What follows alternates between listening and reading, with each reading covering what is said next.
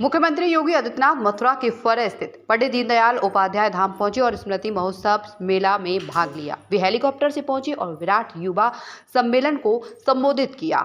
उन्होंने कहा कि आज का युवा नौकरी मांगने वाला नहीं बल्कि देने वाला बन रहा है। भारत तेजी से उभरती अर्थव्यवस्था के रूप में सामने आया है। प्रधानमंत्री नरेंद्र मोदी ने कश्मीर को स्वर्ग बनाने का कार्य किया और राम मंदिर का निर्माण कराकर असंभव को संभव कर दिया। पंडित दीनदयाल उपाध्याय के स्वदेशी मॉडल को मोदी सरकार ने साकार किया। सीएम योगी ने युवाओं से स्वदेशी अपनाने की अपील करते हुए कहा कि पर्व त्योहारों पर उपहार में स्वदेशी वस्तुएं ताकि देश के कारीगर और हस्तशिल्पी सशक्त हों। उन्होंने कहा कि विदेशी वस्तुओं पर खर्च किया गया पैसा आतंकवाद को बढ़ावा दे सकता है। स्वदेशी वस्तुएं खरीदने से देश की अर्थव्यवस्था मजबूत होती है। 60% युवा है। ये युवा अत्यंत ऊर्जावान है, प्रतिभाशाली है। जब भी इसको अवसर प्राप्त हुआ है, इसने अपनी प्रतिभा का लोहा दुनिया को मनाया है। उस युवा से हमारी यही अपेक्षा है। प्रधानमंत्री जी ने विजन दिया है। यह वर्ष भारत के संविधान को लागू होने के अमृत महोत्सव का वर्ष है। 75 वर्ष पूरे हुए। इन 75 वर्षों में बाबा साहब भीमराव अम्बेडकर के संविधान के माध्यम से उन्होंने भारत से जो अपेक्षा की थी उसके अनुरूप भारत को बनाने के लिए प्रधानमंत्री जी ने विकसित भारत का एक संकल्प भारत के नौजवानों को दिया है।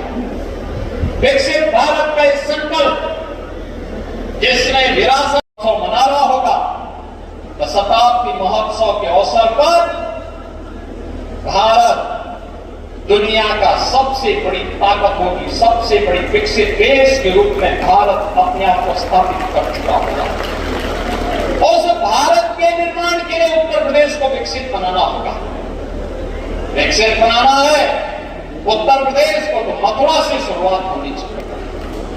मथुरा से शुरू करना है तो नगला चंद्रभान में भी, भरौ में भी उस प्रकार का विकास दिखना चाहिए। गांव आत्मनिर्भर बने, गांव आत्मनिर्भर बने,